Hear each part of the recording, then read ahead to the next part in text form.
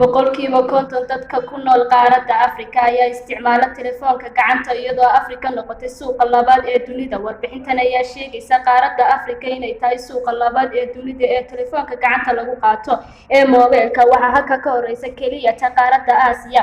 Warbixinta oo ay diyaarisay shirkadda caalamiga ah ee adeegyada telefoonada ee GSM waxay intaasi ku daraysaa in ay siyaabo kala gedisan qaaradda Afrika looga isticmaalo moobilka.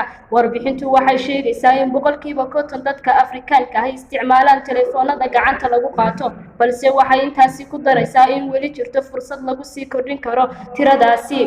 Waxay sheegaysaa warbixintu in dalka Nigeria oo ah wadanka ugu dadka badan qaaradda Afrika ay ku nool yihiin macaamiisha ugu badan ee isticmaasha moobilka, halka dalka Koonfurta Afrika oo ah wadanka ugu horumarsan dhinaca kaabayaasha dhaqaalaha uu ku horeeyo dhinaca qiimaha jaban ee adeegga moobilka. Isticmaalka moobilka ee qaaradda Afrika waxaa lagu tilmaamay in ay tahay tiknoolajiyad si dhaqso ah u horumartay oo sahashay macaamiisha in ay dhinac maraan khadadka telefoonada ee guryaha loo dhigto oo ah kuwa aanan la isku halayn karaynin. Moobilka waxaa loo arkaa aalad gacan ku geysan karta dhinaca horumarka, isla markaasna loo adeegsan karo in lagu gudbiyo cabashooyinka. Farxad Abdiraxmaan, telefishinka Somali TV, magaalada Burco.